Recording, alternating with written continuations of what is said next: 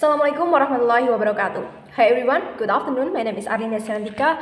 I'm from the first speaker of opposition team. At this time, I want to give my argument why I disagree with government team and talk about this House belief that Indonesian ministers could be elected democratically.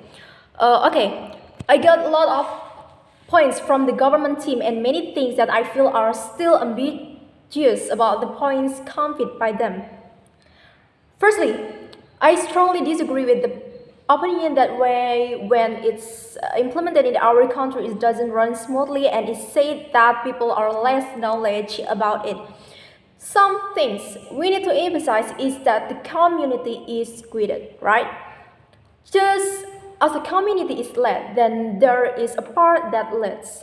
So whose fault in it that people don't know about it? If it is the case that people still not know or do not understand about real democracy, then why is the method of democracy still being practiced? Some points that we can get are that when people still don't really understand how democracy is the designer ministerial election, then why is the election carried in out way that people don't understand? Of course, we need to emphasize this again and we need to investigate why people still don't understand this method. And shouldn't it be from the government side that when it takes action against something that has been done, the government also has a responsibility to understand the community? Then also said if democratically the coming will be determined according to their choice, according to the choice of people themselves. Oh, it's true. I remember one discussion in a country where the discussion was attended by the minister of the country as well as the people of the country, even from outside country, discussing some of countries that have the fastest electrical system. Then it said that Indonesia has a fast record, namely a democratic election where when a candidate is presented, then the vote count is known before the election is held. I don't think this an honor to play as a spotlight that the Indonesian government must pay attention to encouraging democracy at the time of election. Compared to the choice according to what was chosen by the community, this is actually more based on a group that has been given a bribe to be direct to choose according to what party the dominant government wants to win.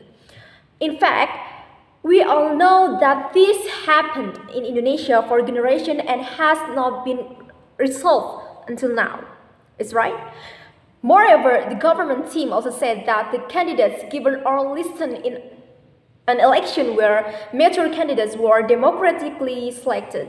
Then my question is, how can candidate who is said to be mature even though we don't know that behind the scenes how do they get a position as a candidate for minister, considering that even the smallest thing regarding the election of the people can't be addressed properly?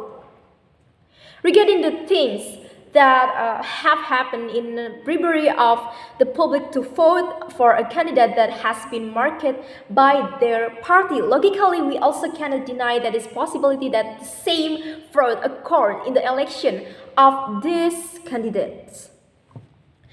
Isn't that even complaints? Then again, the government will be easier to handle if the candidates are mature candidates. And maybe what is mean when they become ministers, then they are qualified ministers who are easily handled by the government. If I want to ask why is it easy for the government to handle, shouldn't the community be influenced in this? I know that the government has the duty to lead and regulate the people, but in other case, the community also has the right to intervene in the government's treatment to so that it is not arbitrary to its people for their own interests, right? The government team also said that if the people who vote where the people will not choose why wouldn't confidently choose what would lead them in the future? This point is also, in my opinion, useless based on what I have explained about democratic election fraud. Then, the last one is said that belief is important. We do know what belief is very important, especially in the life of the nation and state. Then how can we be asked to believe when there are a lot of elections? For example, in democratic Indonesia, there are still lots of frauds, is which the residents are dominantly carried by the government itself. I think people are now smarter and can see how cheating parties play a game stringly to look good. The initial purpose of a democratic system is an election is indeed good. However, there are many things that still need to be improved, especially in our own country, about how the democratic system works. Just like the points explained by the government team, there are still many things that are not realistic about what is happening now.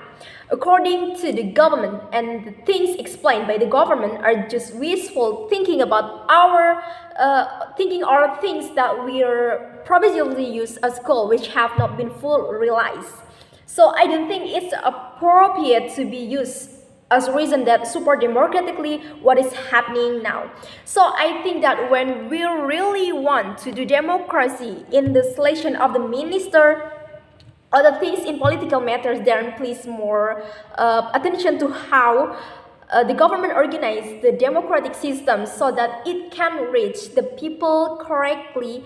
If only the correct technique used by government can reduce a government fraud and reduce all corruption that is carried out, then people will have much more confidence in the government and in what in their choice.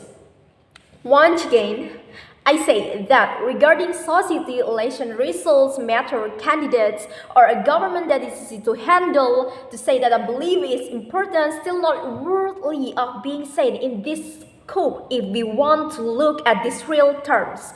We can just turn a blind eye to this, but shouldn't we open our eyes and think critically about this important matter? That's all for my reason. Thank you.